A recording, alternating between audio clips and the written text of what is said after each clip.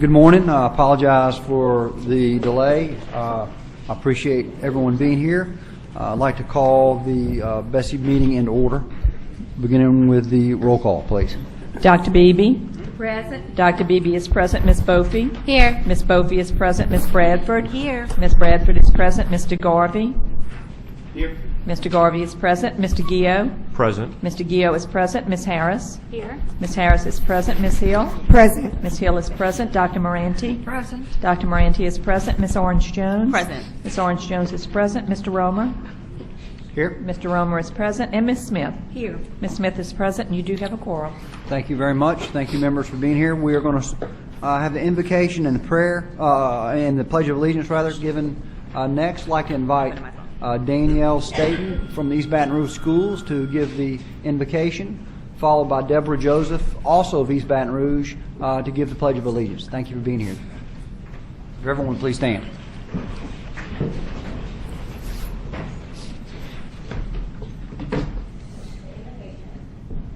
Heavenly Father, we pray that you will give us your gift of knowledge, that we might always make the best decisions for the good of all school children in Louisiana. We pray that you give us the wisdom to know and define our tasks, the strength to build and refine our educational goals, and the courage to persevere as necessary. We ask for your direction that we might make unselfish decisions for those we serve. We pray that all who are assembled here have a safe journey home. We thank you for your past and future blessings. Amen.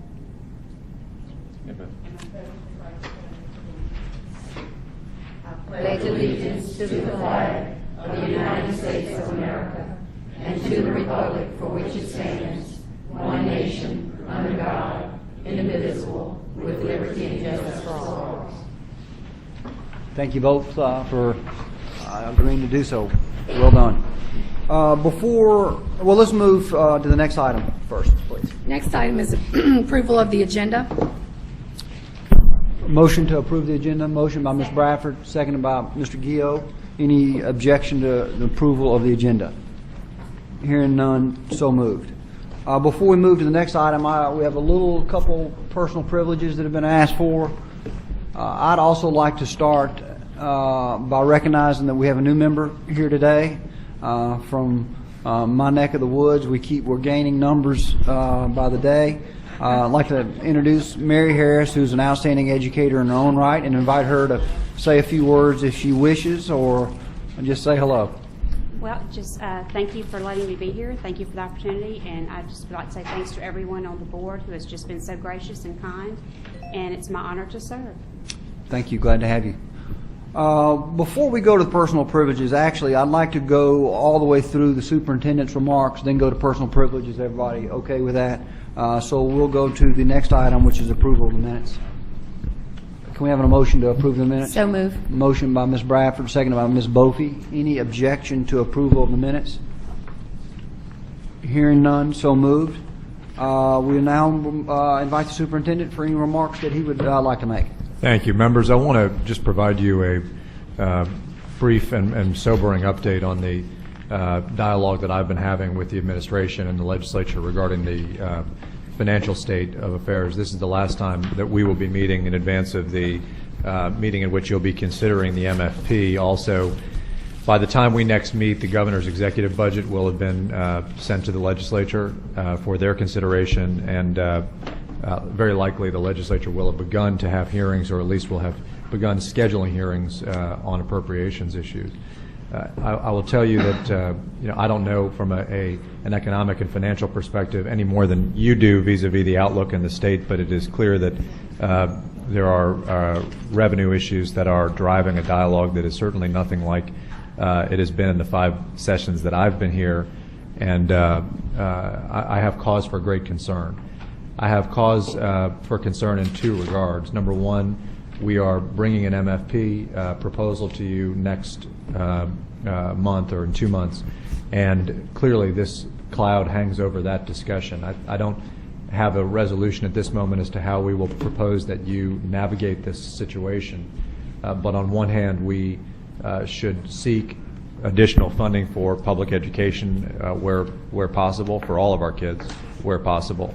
And at the same time, I think we should show due deference to the legislature and the governor as they navigate this particularly inopportune challenge, especially as it regards the price of oil.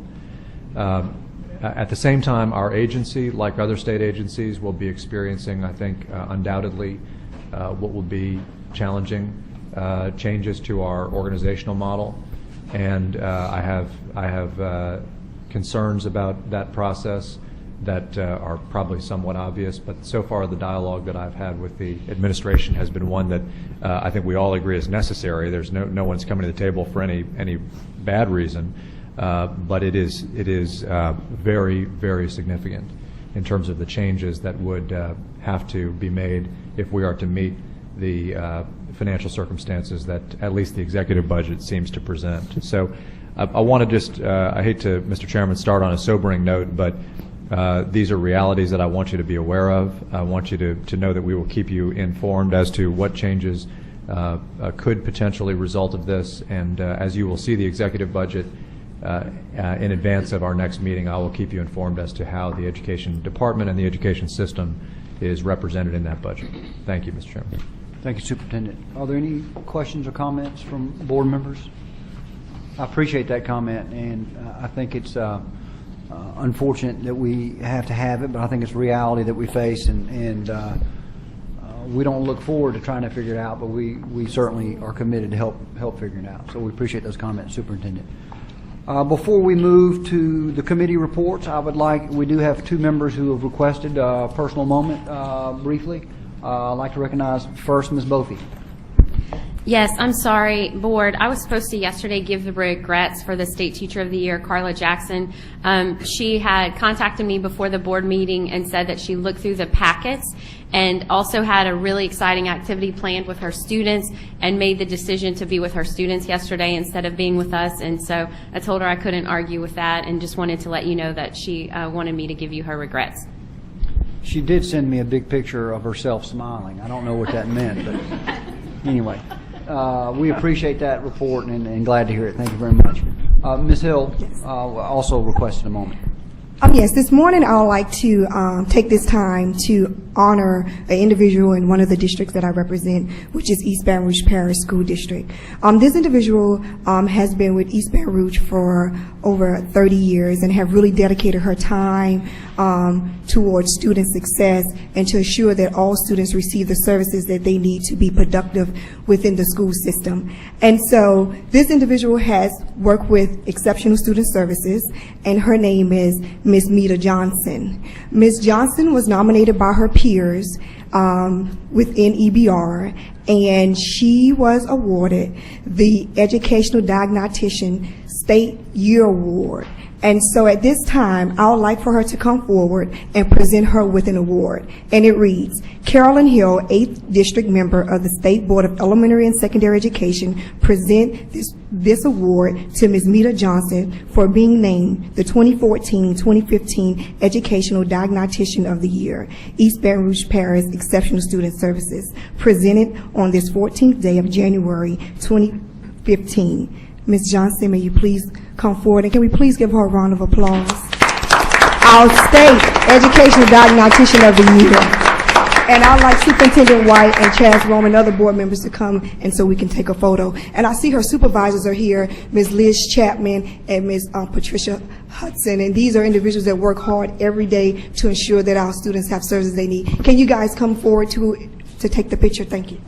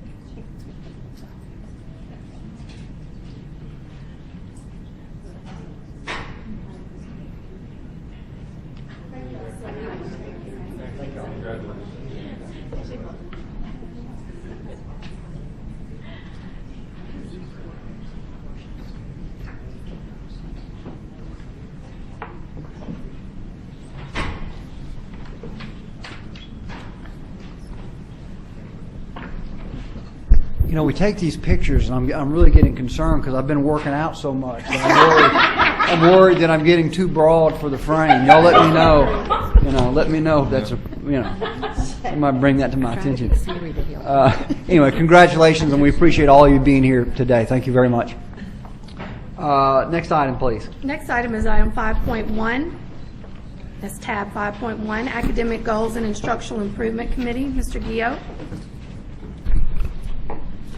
I have admin and finance. I'm sorry, I apologize. Mrs. Bradford. On behalf of the Academic Goals and Instructional Improvement Committee, I move to approve motions 1 through 15, noting that motions 12 and 13 are notices of intent. A motion to approve and also recognize the notice of intent, second by Ms. Smith. Are there any comments? Are there any objections? Hearing none, so moved. Next item. Next item is tab 5.2, Administration and Finance Committee. Mr. Gio. On behalf of the Administration and Finance Committee, I move to approve motions 1 through 29, 31 to 32, pulling motions 17 and 30, and noting that motion 31 is a notice of intent. And my intent on number 30 is to make a motion to defer it. We'll get to So why don't we take that motion first? Members, the motion on item 30 was been changed to a deferral. If you remember, that was the question regarding retirement that we had yesterday. We do have a couple cards here today. I don't know if they need to speak if we defer. Scott Richard and Representative Pearson, they waive. And Danny Garrett, I apologize. I don't have my glasses on. There he is. Okay. So there's a motion to defer, and there's a second. You know, I will, if I may, make a quick comment. We agreed with Mr. Representative Pearson that he had some questions that he wanted to make sure he understood the scope of what we were tackling, and that it complemented the efforts that he's been making that have been uphill battle, which we appreciate, and we've agreed to go meet with him and make sure we're as closely aligned as we can and what the intent of what we're trying to do. I would just say this. Our intent here is to try to make sure we have a plan in this state to meet our obligations properly. And it's not an easy task. And I think it's important work that we need to do. So I'm a little bit disappointed that we're deferring, but that could perhaps be on us having perhaps not spent enough time with Representative Pearson. So I appreciate him being here today. But it is an issue that we need to take a close look at, given the enormous impact it has on our ability to deliver dollars to the classroom and the impact it has on our budget. And so I appreciate everyone's patience. There is a motion to defer, and there's a second. Ms. Smith, did you want to make a comment? Just a comment. Thank you, Mr. President, for deferring this, and I do have a lot of confidence that Representative Pearson needs to be a part of the conversation. We just can't ever communicate enough, but I want to thank you for pulling that item today. Thank you. So why don't we take just that item 30? There's been a motion to defer, and there's a second. Is there any objection to that deferral? There's no objection. Do you have an objection? No, I don't have an objection. Okay. I have a question after the Yes. vote. Dr. Beebe is asking about Senate Resolution. 194.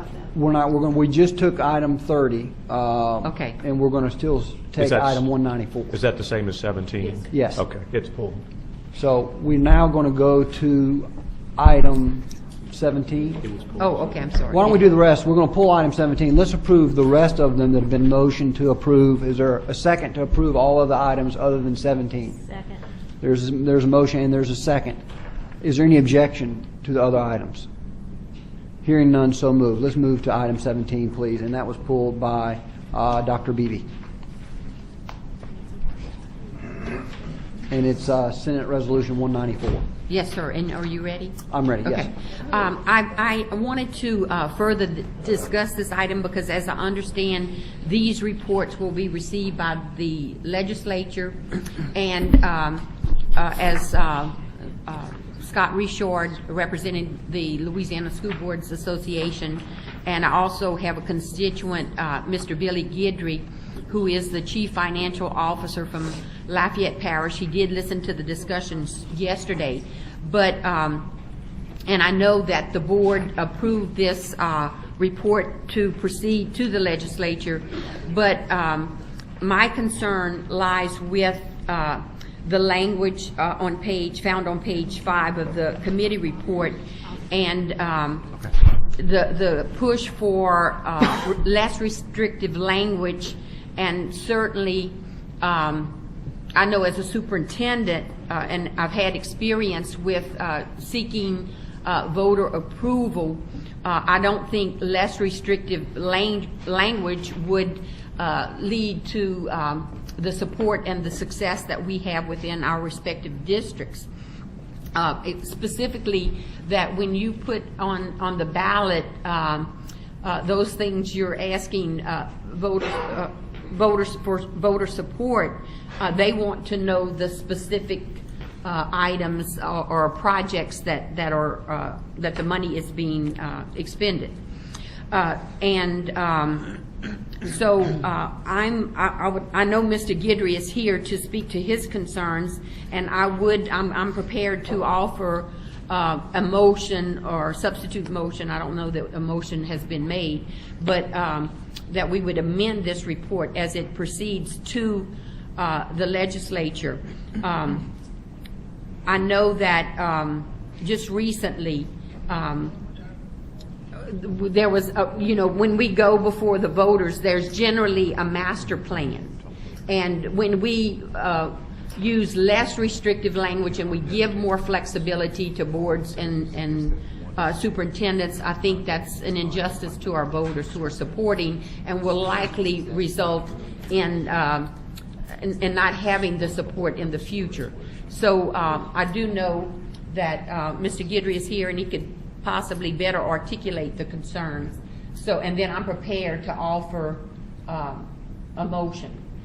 If you would like, Dr. Beebe, you can make a motion, and we'll get a second, and then we'll recognize.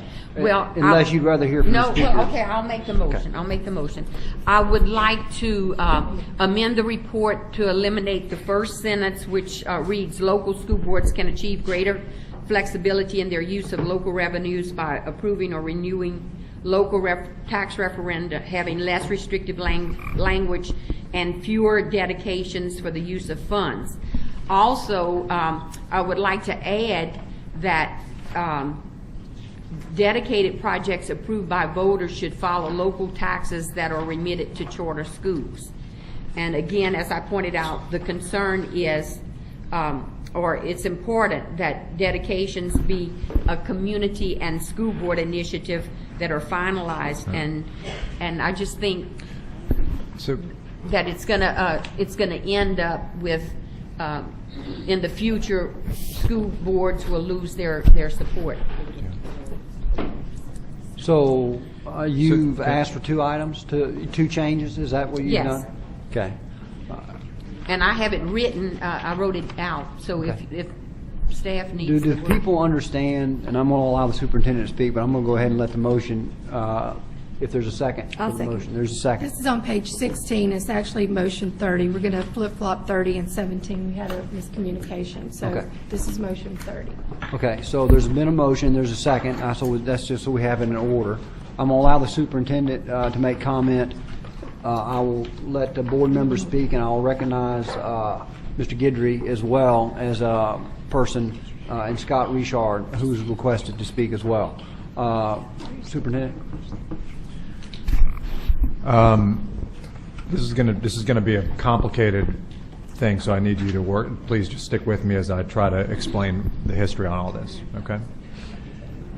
The district is primarily funded, as you know, through local dollars and through state dollars. The state dollars are broadly, not restricted. That's tax levy money that's sent to the district to be used for purposes under the Constitution that they provide. The local money can be as tightly restricted or as unrestricted as the local tax that was issued mandates. And in the case of Lafayette Parish, which Mr. Guidry represents, they have a series of millages that restrict the taxes to providing teacher raises for teachers in the Lafayette Parish school system. Okay. So then what happens when you have fewer kids in the Lafayette Parish school system? Now, that's not a charter school issue or a voucher issue necessarily. It could be. It could be other things. It could be a hurricane. Who knows? But when you have less kids, you still have to meet the mandates of a very restricted local millage. Meaning if you have less kids, you have fewer teachers, but you still have to put $24 million into teacher raises because of how tightly restricted the writing on that millage is. Now, Mr. Richard talked about this yesterday. It's totally Mr. Guidry's business and the business of the Lafayette Parish School Board how tight they want to write their policies. We have no policy control over that here. All we said in the report is that one factor that makes it, and Aaron, you can come up and read the language, that makes it harder, that exacerbates this problem when you lose state revenue is the how tightly restricted your local millages are. Now, that's just a fact. We're not making a policy recommendation. That's just a fact. It's harder to spend your money flexibly when you have tighter restrictions. We didn't make a recommendation. We're not proposing you endorse, tighter or looser restrictions or anything like that. Now, this is wrapped into a much larger ideological and philosophical policy debate at the state level as to whether or not charter schools should be funded through the MFP and whether or not the state can send charter schools a representation of the local share that kid would otherwise generate in a local parish. That issue is not resolved in this resolution. In other words, we didn't speak to that issue. And the reason is the courts are hearing that case right now. Iberville is hearing that Iberville Parish has brought a lawsuit against charter schools saying they shouldn't be funded in the MFP. And even if they are, there shouldn't be a representation of local funding by way of state funding sent to charter schools. Mr. Richard talked about that yesterday, how there are 8, he said, type 2s that are funded in a way that's acceptable to the School Board Association, and all the others are not. And they are, I assume, supportive of the Iberville position in that lawsuit. Dr. Beebe just proposed that you endorse a policy position, and that and I'm not criticizing you, Dr. Beebe, I'm just trying to interpret, she extrapolated on the question of whether or not local taxes can be restricted or not to then advance a policy position regarding charter school funding. I would recommend to you significantly that you not wade into an issue that the courts are seeking to resolve. I would imagine the Supreme Court will hear this case ultimately. Our report does not speak to that. We shared that with Senator Cortez. I shared that with Mr. Guidry, and I shared that with the interim superintendent in Lafayette Parish as well. And instead would suggest that you listen to the language that Aaron Bendeley will read, just to understand what it is exactly this report says. It doesn't make a policy recommendation or anything like that. It just tries to explain what a restriction on a local millage does to funding flexibility. So, Mr. President, if it's okay with you, I'm going to ask Aaron to read this language just so you have a sense of what it is, and then we can move forward. Sure. Ms. Bendeley? Aaron Bendeley with the department. Members, if you'll turn to page 267 in your packets from yesterday, look at the report. You'll see the heading titled Using State and Local Funds to Support Public Education. And as Superintendent White just mentioned, knowing that this is a matter that is before the courts right now, it is pending litigation, we intentionally avoided making any judgment calls, any arguments that are being made on either side of this issue in the courts. We did not make any recommendations in this report. This is just information for readers about not just Lafayette Parish, but in general, how public schools in our state are funded. So you'll see here just a presentation of the facts of this is how public schools in Louisiana are funded now. And as the superintendent mentioned, this is how, in general, school systems across our state use a mix of state and local revenue to meet their financial obligations. So you'll see under this heading, which again says using state and local funds to support public education, we are not at all describing Lafayette Parish here. We are just describing how public schools are funded.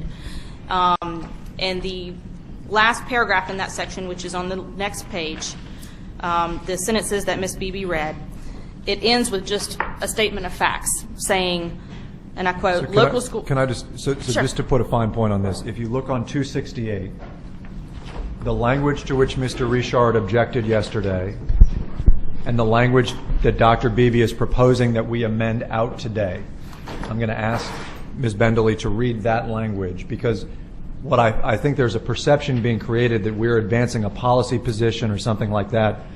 You'll hear from Ms. Bendeley, what we're just doing is just stating the facts as we were requested to report by the legislature. And they can, of course, object to that, but let's hear what it is.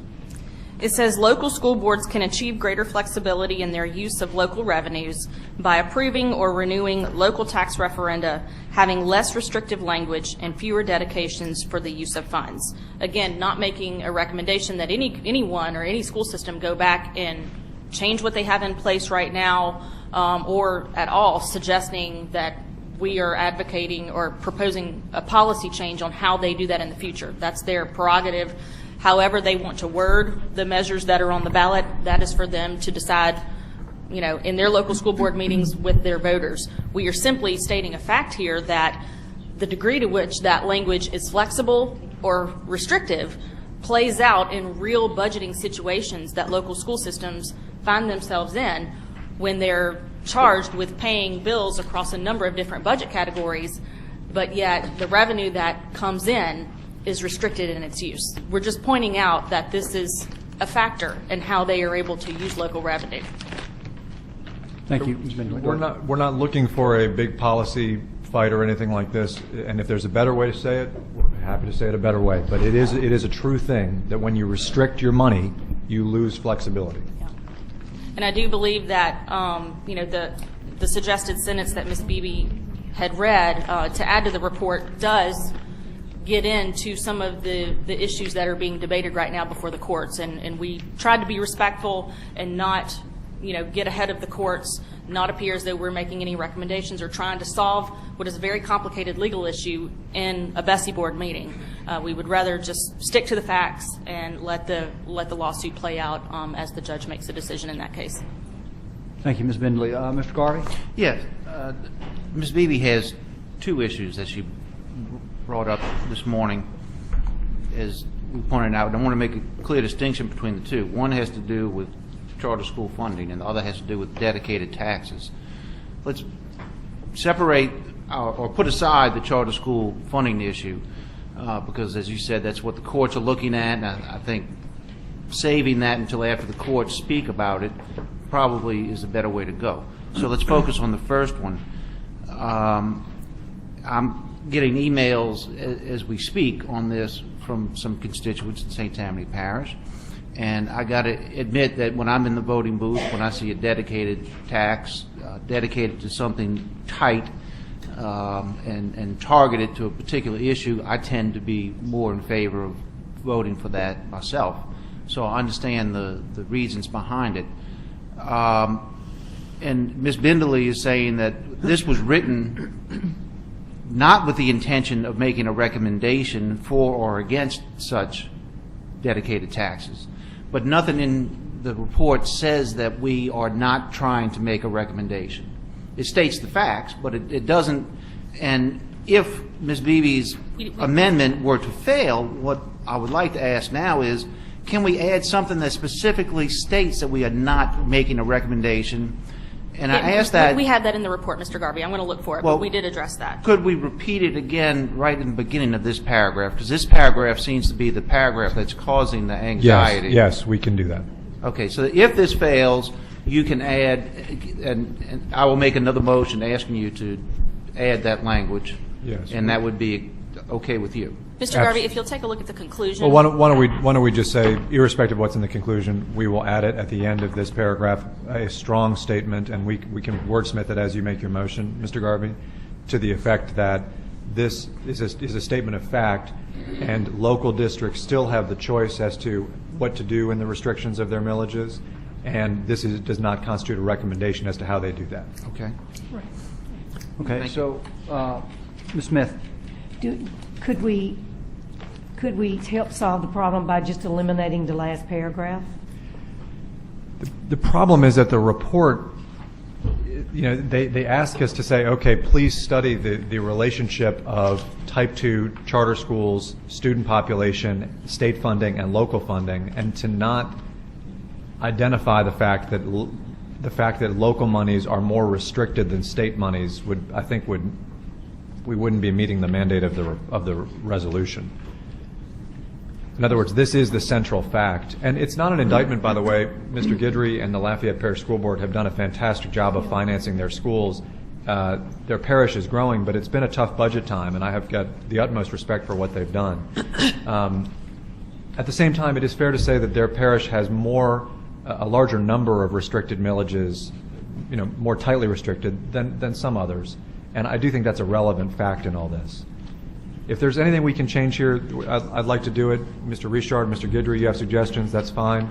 But I don't think, number one, we should wade into this question of charter school funding that the Supreme Court undoubtedly will be deciding. Two, I think it is a relevant fact. We should keep it here, provided that we're clear it's not a policy recommendation. We do have 3 speakers, and I'll come back to board members if they then have a question. Mr. Guidry, Scott Richard, and Danny Garrett.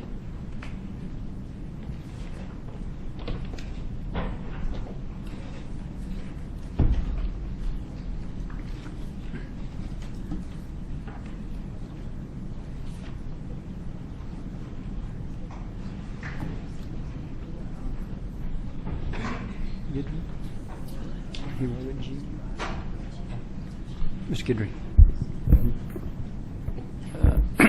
Good morning, Board President Romer and BESE Board members.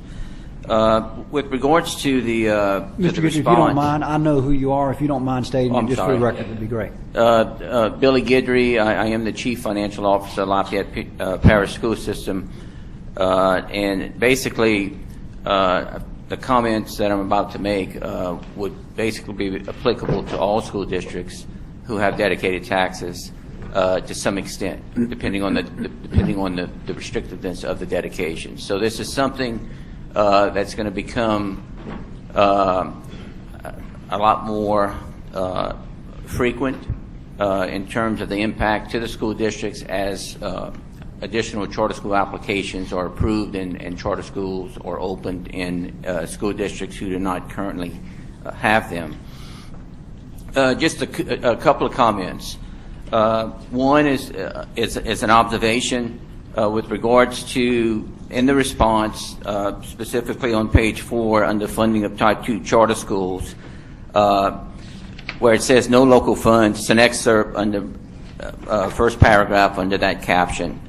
No local funds are used to fund type 2 charter schools. Instead, only state MFP funds in an amount equal to state-funded MFP allocation plus an amount equal to the locally funded portion is what's distributed to the type 2 charter schools. And that to the extent, and basically that no local funds are used to fund these schools. And to the extent that local taxes are considered when calculating the MFP funds allocated to the charter schools, the taxes paid by the parents of the charter school students are factored in that calculation. I just wanted to share one example of what this wording is. Ultimately, when I look at it, I view the fact that the funds are distributed to the charter schools through the MFP allocation mainly as a vehicle to get the funds to the school. It would be no different than the MFP allocation distributing only the state funds and then the local LEA, local school district, cutting a check for the local. In lieu of that, that local piece is just basically added to the MFP state funding piece and is allocated through the MFP allocation. So all that I'm saying is the vehicle, I view this as a vehicle to get the funds to the charter schools.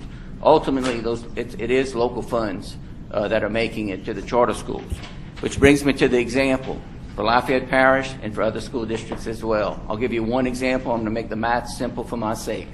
You have a dedicated tax for salaries and benefits for teachers. So you collect $30 million in that particular fund, that particular tax.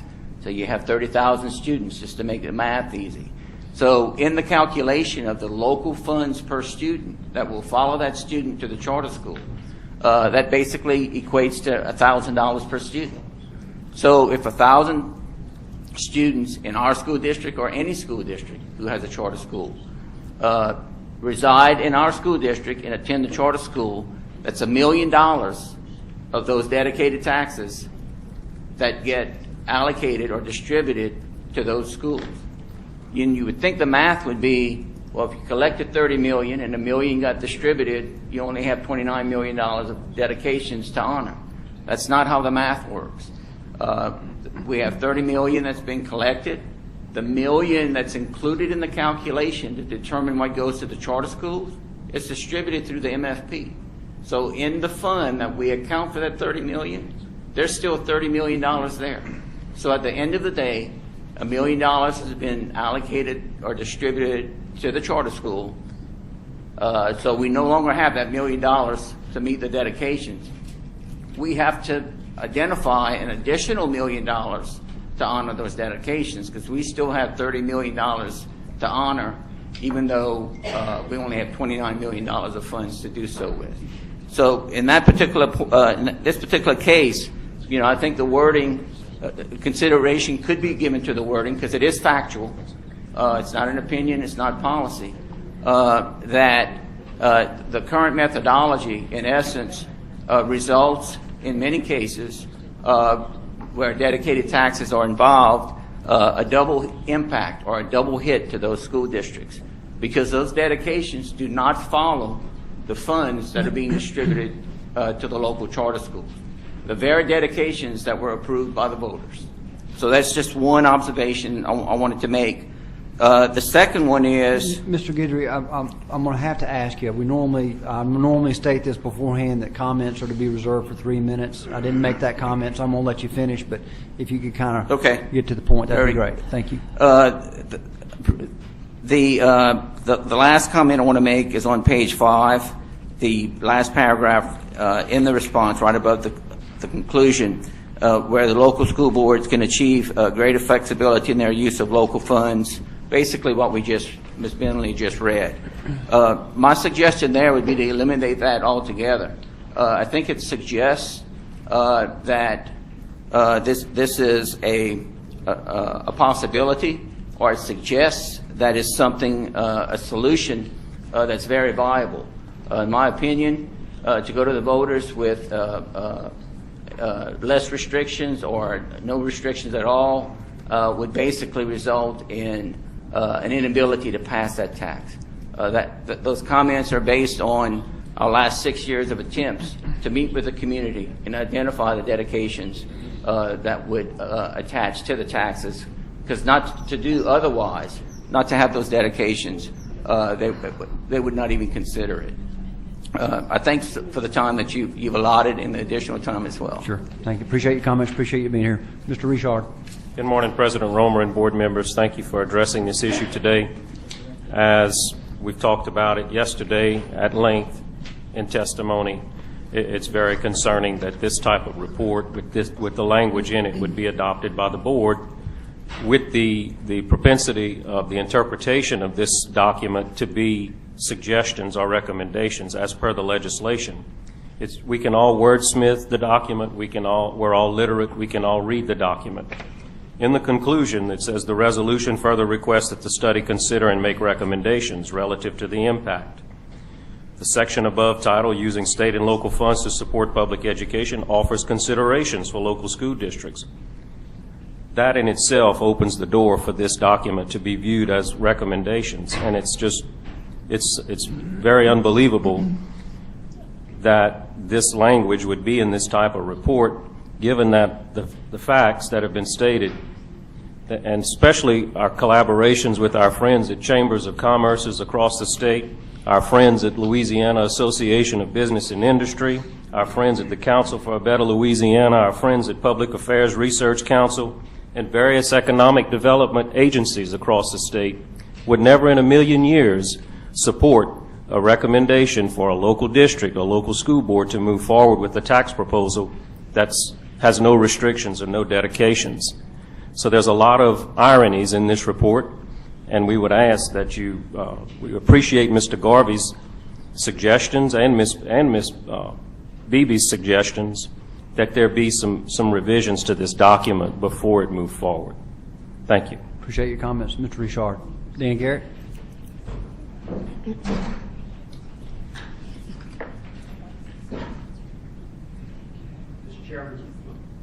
Mr. Chairman, members, Danny Garrett, Louisiana School Board Association. I'm actually approaching the document as a lawyer. I know it's a nasty word, but we are that. I know you can't help yourself, but go ahead. It is what I am, but my siblings are both doctors, so my parents have some solace. I think that I understand the document was written from a point of view, but regardless of that, I think there are factual misstatements or misunderstandings of Louisiana law that are contained in it, and I think that this board should not be issuing a report under its name knowing that there are factual misstatements. The first one I'll draw your attention to on page 4, I have it numbered by pages, page 4. I know y'all have another paging system. It is under the paragraph entitled Funding of Type 2 Charter Schools. The Senate states, Type 2 charter schools are public charter schools that are operated pursuant to a charter contract between a nonprofit corporation and either BESE or a local school board. That is a factually incorrect statement. Type 2 charter schools can only be authorized through BESE. There are 5 types of charter schools, 1, 2, 3, 4, 5. 1, 3, and 4 do involve the local school board. 2 does not in any way, and 5 does not in any way. So to include that factual misstatement, I think, would be improper. Additionally, it goes on to state that they are Type 2 charter schools, like all charter public schools and all other public schools in Louisiana, are funded through the MFP. That statement is inaccurate in a sense for what it leaves out. Mr. Richard touched on it a bit. Type 2 charter schools are in effect state schools. They are state authorized schools. They are not authorized at the local level. They are funded through the MFP, but other state authorized public schools, such as the Louisiana School for Math, Science, and the Arts, which my son will graduate from in May, are public schools that are funded through the MFP, but they are funded much in the way that the legacy Type 2 charters were funded, which was the original funding mechanism for Type 2s. They get a state MFP, but then the additional funding they receive is through a general fund appropriation. So state authorized public schools are not funded the same way as all other public schools. So I think that is a misstatement in the document. There's also a statement, and you know, this gets into semantics, I guess. It says no local funds are used to fund Type 2 charter schools. Correct. There is nothing that requires a local school district to cut a check to a charter school.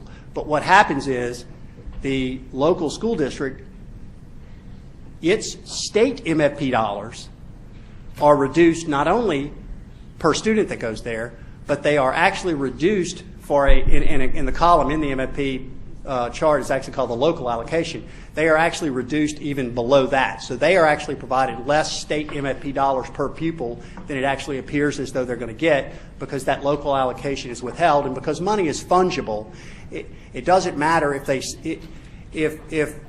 I were paying you a salary of $100 and I was making you give me $10 back each month. Well, I could say pay you $100 and make you give me $10 back, or I could simply just pay you $90. It's the exact same effect. And to say that my reducing your salary from $100 to $90 is not me making you pay me $10, again, is intellectually dishonest, and I think the statement needs to be removed. The next item discusses, and it states, it's the last sentence of that paragraph, it says, the taxes paid by the parents of charter school students is factored into that calculation. Whether taxes is a plural word, it should have been are as more grammatical, but it's actually inaccurate. It is impossible, and I would say impossible in Louisiana, to determine the taxes paid by parents of charter school students. First of all, local school taxes are in one of two veins. They're either ad valorem or sales. Ad valorem taxes, technically, I guess it would be possible if you knew Garrett, all of the property. I appreciate, and I know the sentiment that there are a lot of statements being made right now by a lot of people that have a political perspective. I mean, let's be honest here with ourselves and with this board. We're talking about charter school funding and local taxes, which is the fact that is being litigated, okay? And let's make certain that there are parties and people that are in the room who have a different opinion on that. I'm not going to say who's right and who's wrong. I'm not going to pass judgment. You know what my opinion is on this particular item. But we've heard a lot of testimony regarding this, and I'm not going to keep going through this document ad nauseum, listening to what you call a fact and what I would call a political statement.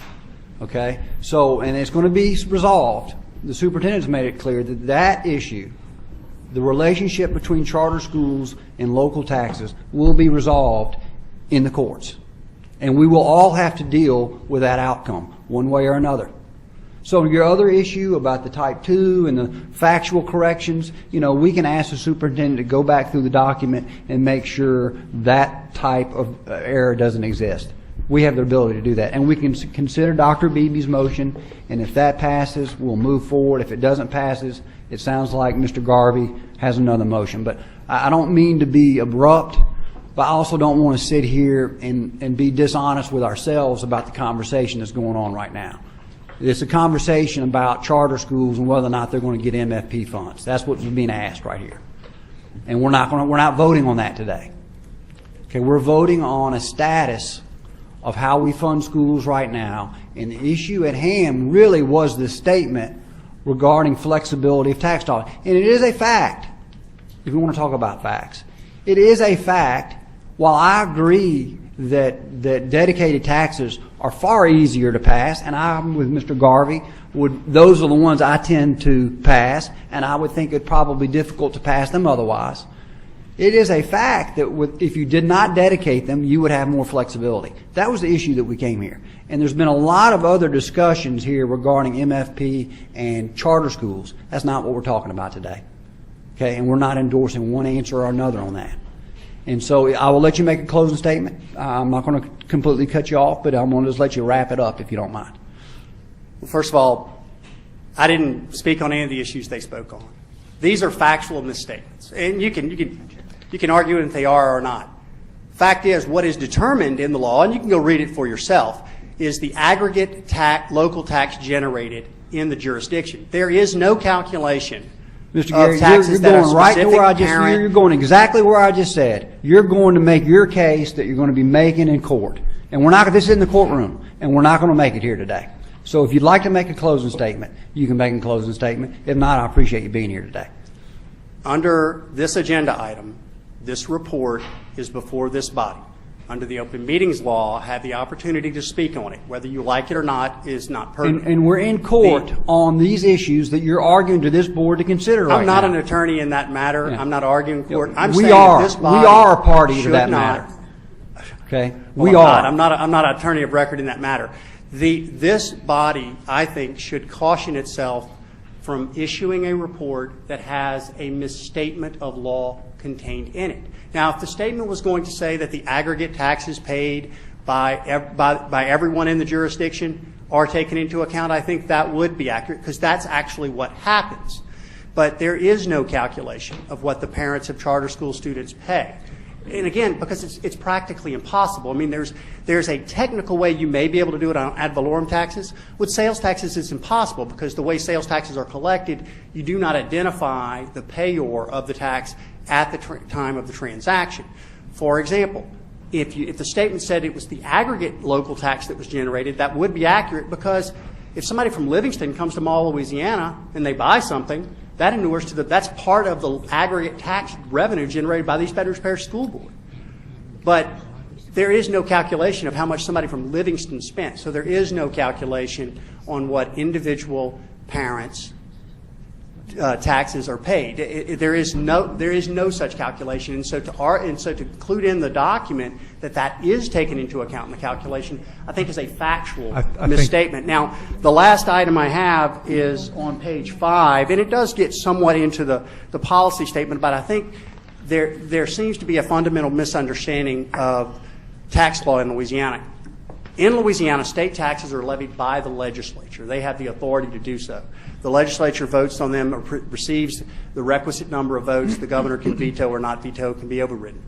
At the local level, with very few exceptions, it's referred to the alimony millage, which is a small property tax millage that entities can levy without a vote of the people.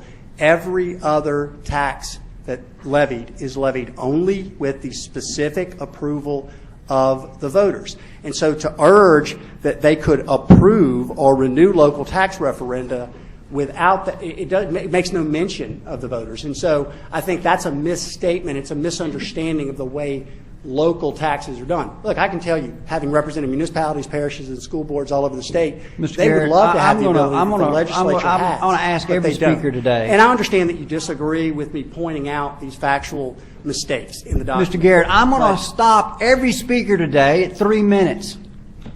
Well, how much time? You took a bunch of my time, so I don't know how much of my time you took earlier. I didn't take 15. Okay, so You've actually had 2 minutes since you last spoke. Okay, so I appreciate your comments. I think we really understand the essence of them. I really do. You did an excellent job. I appreciate it. Okay. Members, we have a motion. Superintendent, I don't know if you had a comment you want to make. Let me just, maybe I can try to sort through everything. I think that, first, and have great respect for Mr. Garrett, I think he did point out a factually incorrect statement that if you give us the leeway to technically clean up, we'll remove the statement about local school boards, which is obviously just an error in the drafting process. He's right about that. The other issues, I would say, are issues of legal interpretation that maybe one lawyer would differ from another on. I think probably we're best advised to not accept those recommendations. Third, I would say that we should caveat, as I think is a general point of agreement, this paragraph, that it is not a statement of policy or a recommendation one way or the other, and we can be very strong in that language with deference to the gentlemen who have spoken here today. That is how I would approach this issue. Okay, give us the technical leeway, caveat that statement. Thank you. We have a motion by Dr. Beebe that has been seconded. Let's repeat the motion if we can, and we'll see if there's objection. Okay. So the motion is by Dr. Beebe, seconded by Ms. Hill, to delete the following sentence found on page 268 of the Administration and Finance packet, paragraph 3, sentence 1. Delete. Local school boards can achieve greater flexibility in their use of local revenues by approving or renewing local tax referenda, having less restrictive language and fewer dedications for the use of funds. In addition, include the following sentence. Dedicated projects approved by voters should follow local taxes that are remitted to charter schools. That is the motion on the floor. Dr. Beebe, is that accurate? I want to Yes, make a motion. Okay. Yes. There is a motion and there is a second. Is there any objection to that motion? Can we discuss? Okay, there is an objection, and yes, we can discuss. Ms. Smith, I thought everyone had completed making their comments, but if you'd like to make a comment, you may. Well, it's a little bit confusing. I'm trying to figure out if what Mr. Garvey, could we talk about both of them at the same time? I'm just trying to see if what he's trying to say could accomplish the same thing, and if not, that's what I'd like to have clarification on, because it sounded like he was moving in the same direction, except just issuing a statement at the end. His motion is materially different in that it doesn't really include the second part of Dr. Beebe's motion. So I'd like to handle Dr. Beebe's motion and go from there, quite frankly. Mr. Rome? Yes. If I'm in order. I would withdraw my motion if we would defer this issue and come back with wording the concerns that Mr. Garrett brought out, Mr. Guidry, and certainly the concerns that I identified. It's just, the motion I offered is not going to address all of the concerns. And again, Mr. Garvey, he's proposing something, but then it doesn't address the concerns outlined here. Let me just- And you did I'm sorry. acknowledge, Superintendent White, that there were some concerns, some misstatements, et cetera. Well, here's what I would say. I believe there is one technical misstatement. I very much appreciate Mr. Garrett for pointing it out. You should give us the technical leeway to go make that correction. 2, I agree with the gentleman at the table. We may not entirely agree on the means, but that this statement is a little strong. I would suggest you accept a motion, not Dr. Beebe's motion, but a motion to caveat this, to say it is not under any circumstances a policy recommendation. It's not our job to recommend to local communities how they tax themselves. 3, every other issue that Mr. Garrett raised, I would say, will be encompassed by the Supreme Court's consideration of this issue, and I would thus suggest we leave it alone. And that's how I would suggest you proceed. Now, Dr. Beebe, you cannot withdraw your motion now because it's been seconded and is now a motion of the body. So I'm not trying to deny you that, but that's just a fact. So we do need to dispense with your motion if, in fact, that's what we want to do. There has been an objection. Is there any other comment before we call the vote on that motion? No other comment. Let's do a roll call quickly just to make sure we get the numbers. Dr. Moran, do you have a question? Just a point of order. If she withdraws it, do we have to go ahead?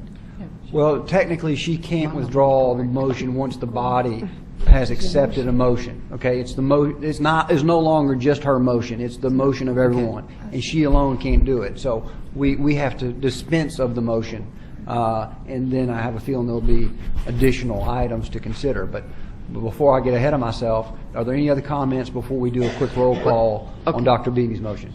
I just want to make this statement, Mr. Romer.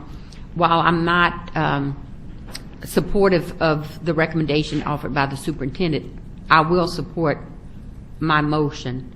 Again, I know the outcome, but and I know how I'm going to vote, but I just wanted that offer that clarification. Thank you. Let's do a roll call, please. Yes, sir. This is on Dr. Beebe's motion to amend the report. Dr. Beebe? Yes. Dr. Beebe votes yes. Ms. Bofi? No. Ms. Bofi votes no. Ms. Bradford? No. Ms. Bradford votes no. Mr. Garvey? No. Mr. Garvey votes no. Mr. Gio? No. Mr. Gio votes no. Ms. Harris? No. Ms. Harris votes no. Ms. Hill? Yes. Ms. Hill votes yes. Dr. Moranti? No. Dr. Moranti votes no. Ms. Orange Jones? No. Ms. Orange Jones votes no. Ms. Smith? No. Ms. Smith votes no. Mr. Romer, do you wish to vote? I'll vote no. Mr. Romer votes no. The motion fails 9-2.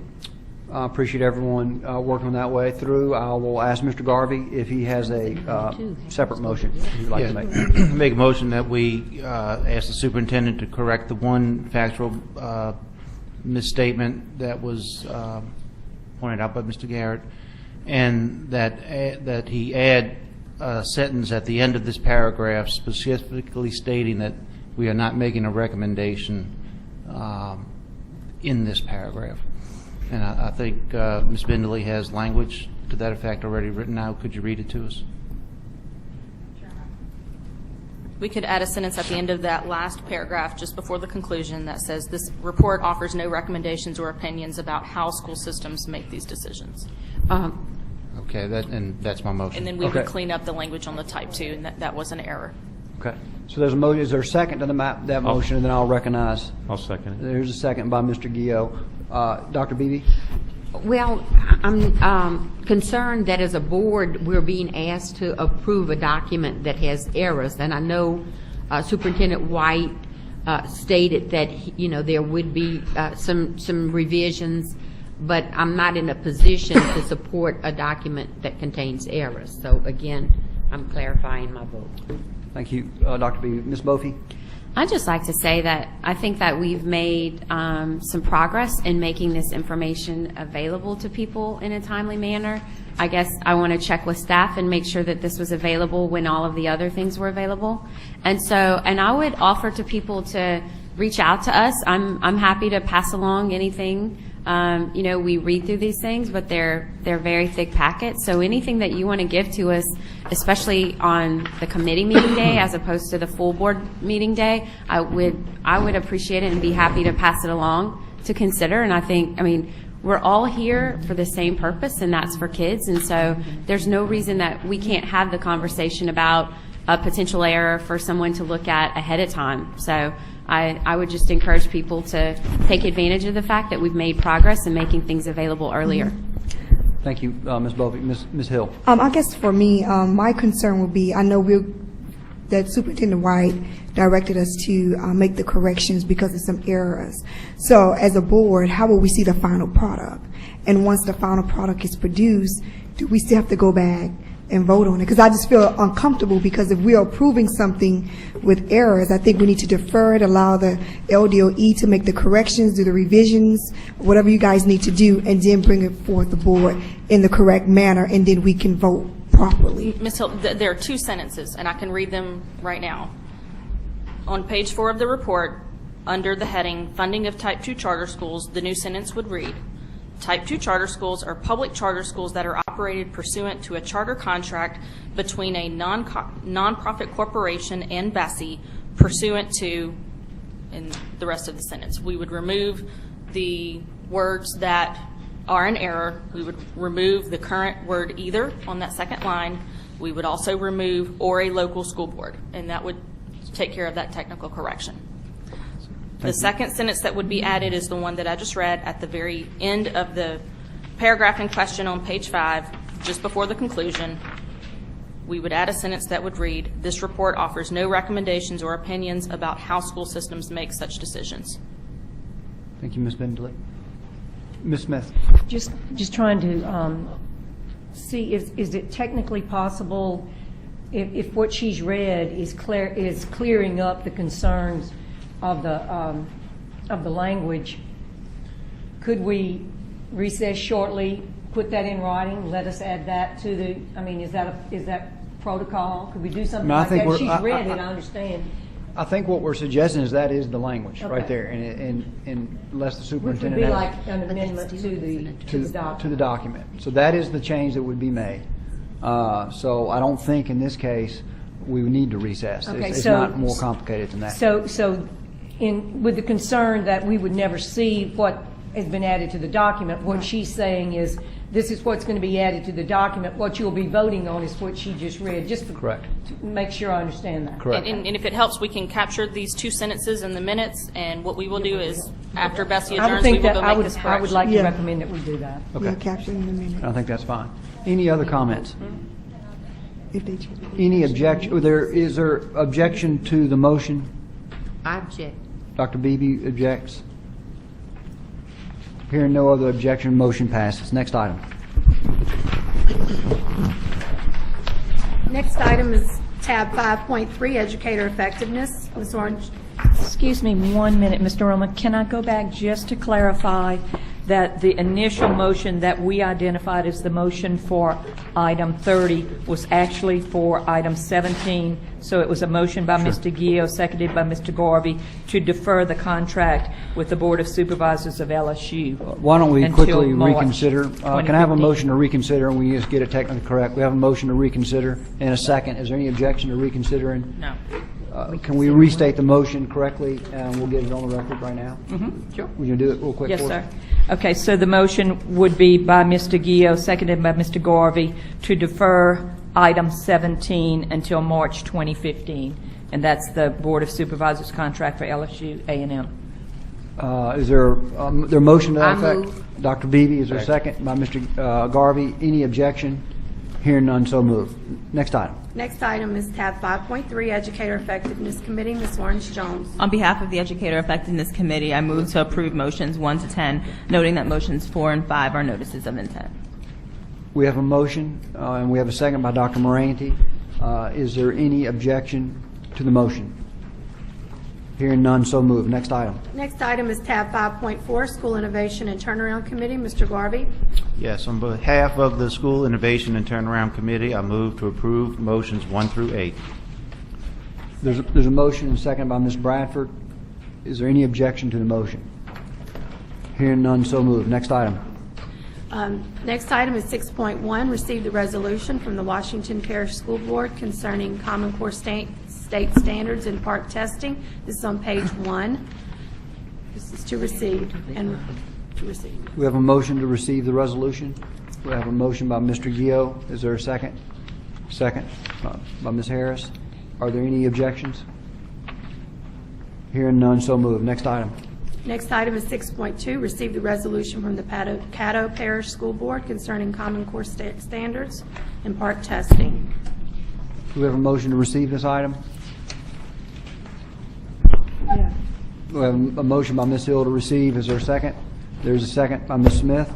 Is there any objection to receiving the item? You object or you have a comment? No. Comment. Comment. Ms. Harris.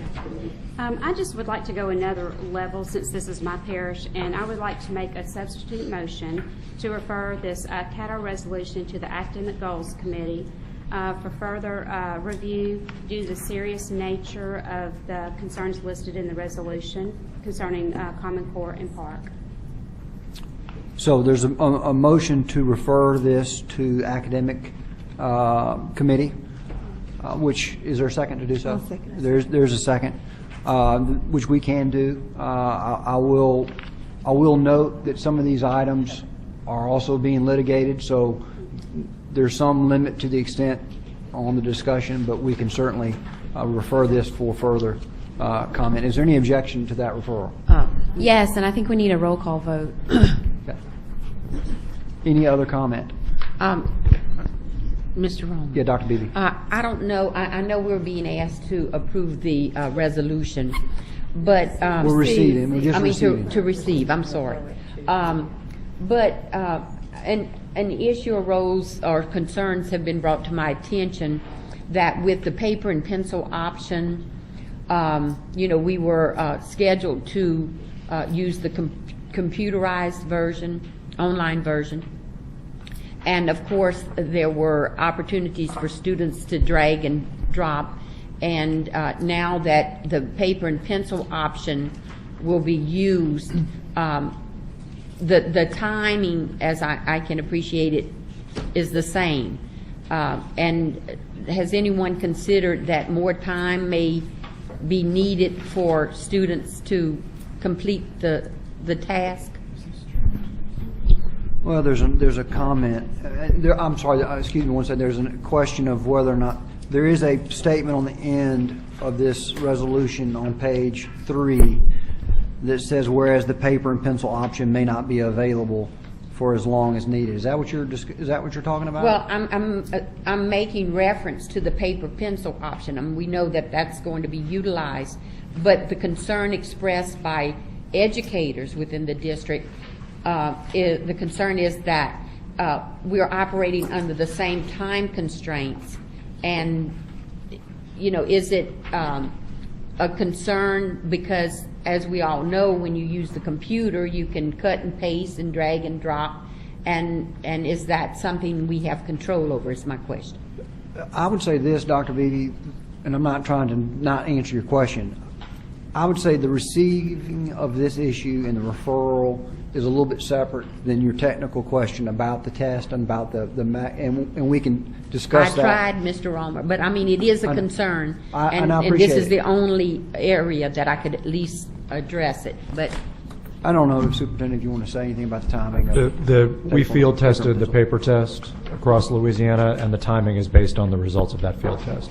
The timing allows for 150% of the assumed time to complete the test for kids who are taking the paper test. So you've got 50% more time, if you want to use it, that kids can use to take the test than it took kids to complete the test. so there's 50% more time paper pencil?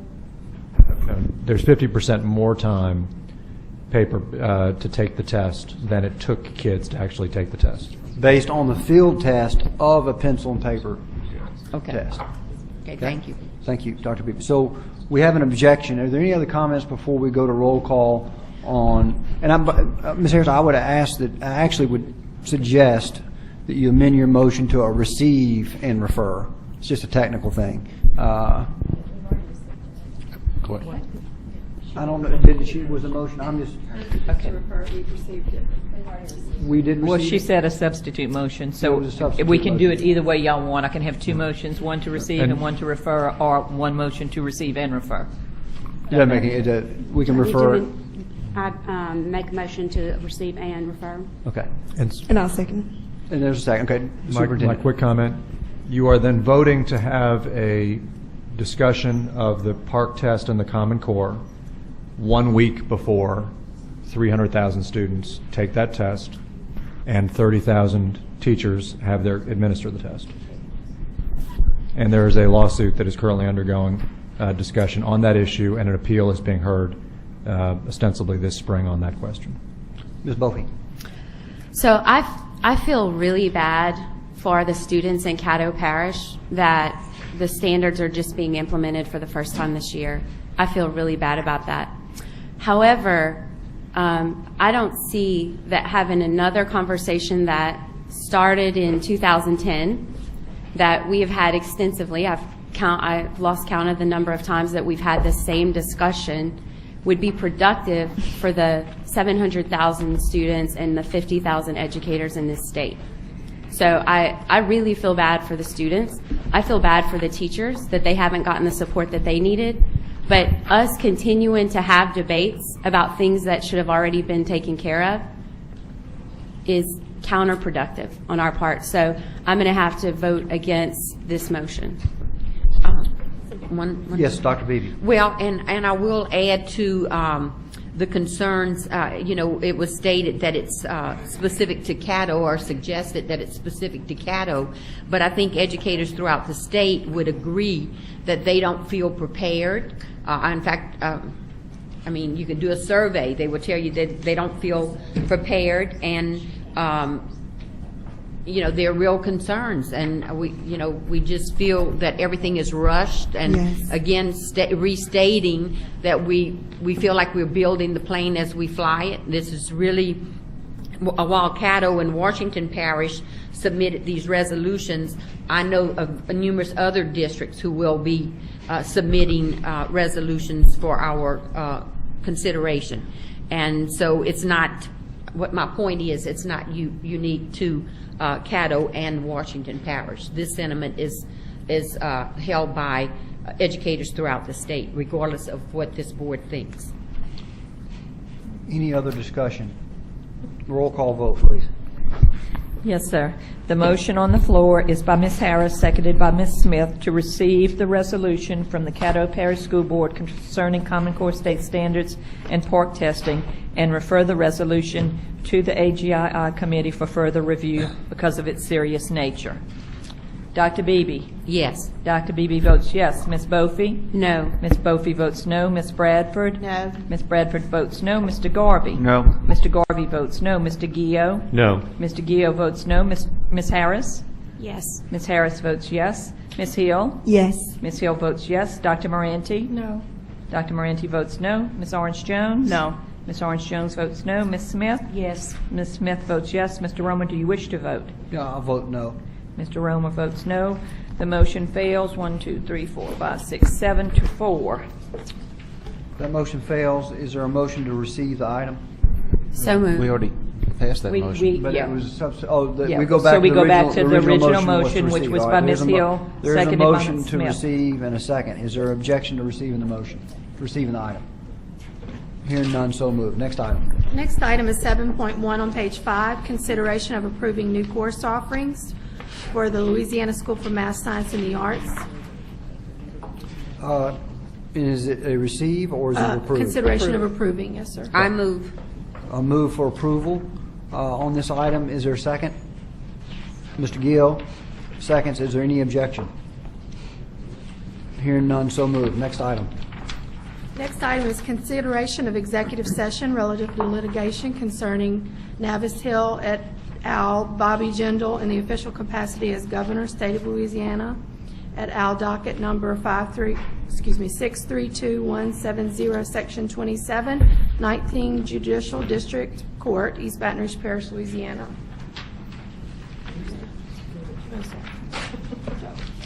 So this item has been requested by some. Is there a motion to, I guess I need a motion to go into executive session. I move. There is a motion and there is a second by Mr. Gio. We'll have to do a roll call vote on the motion to go into executive session. It does take a 2/3 affirmative vote of those present to go into executive session. Roll call vote, please. Yes, sir. Dr. Beebe? Yes. Dr. Beebe votes yes. Ms. Bofi?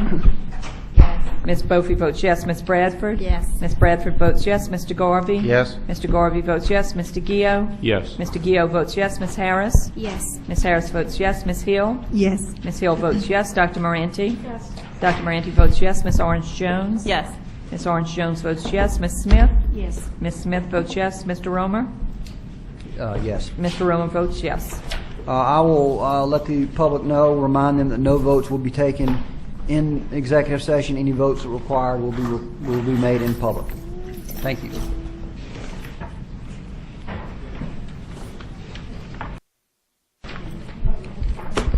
Members, we do need a motion to reconvene into regular session. I move. There's a motion by Dr. Beebe, seconded by Mrs. Smith.